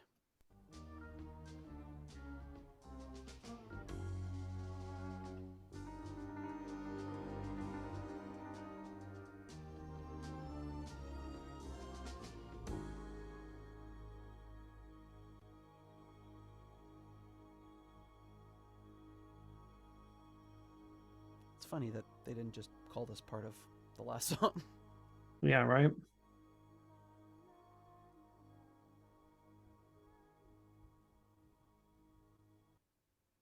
You hear like a really quiet singing in the back. Sounds like a woman's voice singing. Yeah.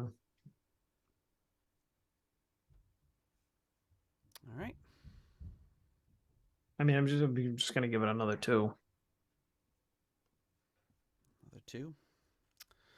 All right, I'll give it a 3. Another 3, because again, I can't find anything objectionable about it. It's just a little musical interlude or outro or whatever you want to call it. Reprise. And that's it. That is Quatermass. And while John busts out the spreadsheet, I will do something, which is to thank all of our patrons. And these are the patrons that come in at the foundation level. And for that, we have at the £3 aromatic feed tier, we have Simon Ford. At the $3.33 halfway to evil tier, we have Spike the Rock Cat and Spike's mom. At the $3 Nobody's Perfect tier, we have Peter Gardeau. Ian DeRosier, Mark Roback, Duncan Leask, Stuart McCord, Flight of the Rat Bat Blue Light, Ivan Fjeldbu, It's a great life. Runar Simonson. It's a great life if you know we can. It's a JJ Stenard, Ruinous Inadequacies. John Maselli.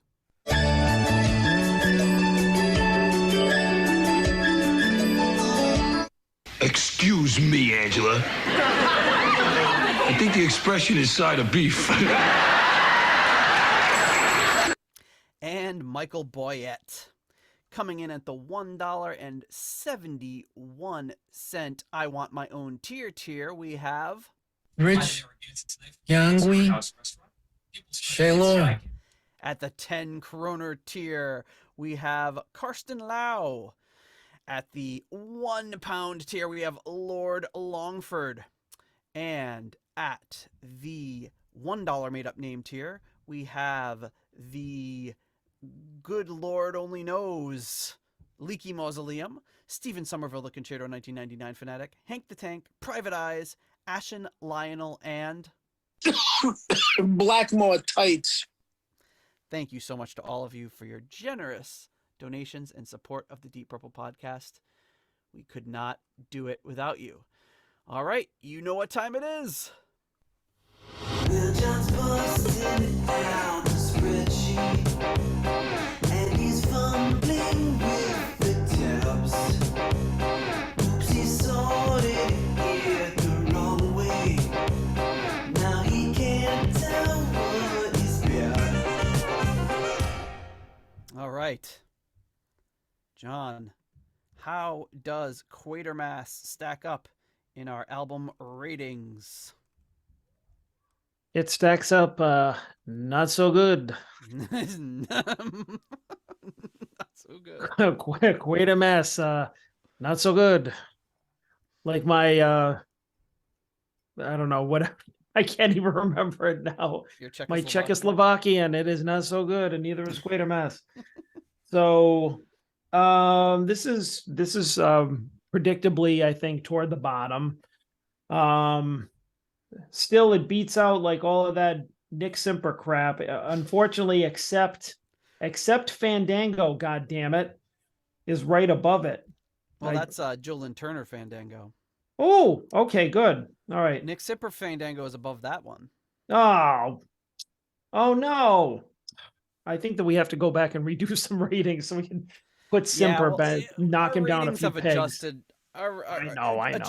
Adjusted for inflation, I think Quatermass beats I some know. of those. Well, unfortunately, the long and extended wait is for Quatermass is for you Prague fans. Does not look so good. So it's a 5.44. I rated it lower than you did, and it is below Fandango. That's JLT's Fandango, I guess, but above Shades of Deep Purple. And then you have Trapeze, Warhorse, episode 6. Yeah, when you look at all those, the first Trapeze album, this Shades of Deep Purple, I mean, that's all of a similar era, and Yeah, I mean, it's basically, you can tell all this shit at the bottom is like 60s experimental, kind of poorly, not really, but yeah, but I guess poorly produced, a meandering type of stuff. And then not necessarily in either of our wheelhouses. But that being Yeah, said, exactly. I enjoyed the album. Like it's like something I've put on and have on in the background. But it's not my it's not going to beat out some of these. Yeah, I It's mean, not gonna be in the same league as Rainbow Rising or something. right, which I mean, I think this is more of a true prog album, or a definition of something that would fit in better than when you hear Deep Purple being compared to, or people would say they're a prog band, which you don't hear a lot anymore. Although I have heard there are some of the newer albums that after Perpendicular that we haven't reviewed yet that I've heard has been described as getting into proggy territory. Yeah, I not think not there's- 60s prog, but I mean, it's No, just like yeah. that kind of stuff was never in my wheelhouse. It was never for me. And again, I can say that it's because the really just long, drawn out arrangements and kind of experimental type of stuff never really did it for me. It never really excited me musically. Although, like I said, I can't appreciate the musicianship and what it takes into putting those arrangements together, but I don't necessarily like hearing it. I don't Yeah, have I to think hear there's a it. difference between 1969, 1970 prog and Don Airey 2005 proggy element thrown in a Deep Purple song. It's Right. a little more controlled, and it seems to work a little bit better. But Mhm. yeah, I mean, overall, I think it was an enjoyable album to listen to. It was a lot of fun. But yeah, I think it's just it suffers from some of the limitations of the time, and I, like I said, the part, like what if Deep Purple had put out one album and it was Shades of Deep Purple? It'd be like, Right. oh, this weird one album that kind of doesn't Right. go anywhere, and They would have been a blip in the radar of time, yeah, and it'd be really interesting to hear what would happen if Quatermass had continued to go on. Now they did have a reunion in 1997. They did one more album, so we'll have to get to that one day. And that one is particularly interesting because Nick Simper is on bass and replaces John Gustafsson, and Don Airey is in Quatermass 2. They call themselves Quatermass 2. So Peter Robinson is the only constant. So that would be really interesting too. That one I have not heard at all, and I think it's even more rare than this one, or harder to find. So it'd be interesting to hear that, because there's even more. There's 2 direct members of Deep Purple in that actual band, and I'm sure it's going to be a lot different happening. 20 years later, 27 years later, I should say. So yeah, that's Quatermass for you, and That's Quatermass for you. that's Quatermass for you. Oh my god. Here's some Quatermass for you. That'd be great if Coverdale busted out a Quatermass cover. But yeah, let us know what you think of Quatermass. Let us know what we got wrong. Let us know how this, as prog lovers, how you feel about this album, because be interesting to know. And like I said, I think it's a fun one to listen to. It's a very interesting piece of Deep Purple related history, and yeah, some overall really interesting stuff to listen to. So I don't know, you got anything else for me, Johnny? Nope. Nothing. No. It's just so happens that I think anybody watching the video, they see me yawning through this, and it's just like it's not because I thought the album or the episode was boring. It's just I've been up since really early, so it's like it's starting to hit me. So Did you wake up at 4 today? yeah. Oh, jeez. Yeah, so- and no, like usually I'll do like a nap, but I was motivated today. Like I wasn't kidding, because I told you daylight savings gave me like a false sense of security. I'm like, I got plenty of time. I'm like, oh shit, we got to record in an hour, because I'm not used to it being light so late. So I'm just like, Right. it's like 3 p.m. and it was like 6. I'm like, oh shit. Well, you've been up for 18 hours, so you've done yeoman service on this episode. I've done my duty. That's right. And we have done our duty, I hope. And we'll be back with you next week with another new exciting topic. But what will it be? Whoa, you'll have to tune in to find out. All right, John. See you later. Good night. I got nothing. Good night. Good night. Thank you for listening to the Deep Purple Podcast. If you like what you hear and would like more episodes in the future, please donate on Patreon to support the show. You can also leave us a review in Apple Podcasts to help new people discover the show. You can follow us on YouTube, Instagram, Twitter, and Facebook for show updates. See deeppurplepodcast.com for more details. Thank you for listening.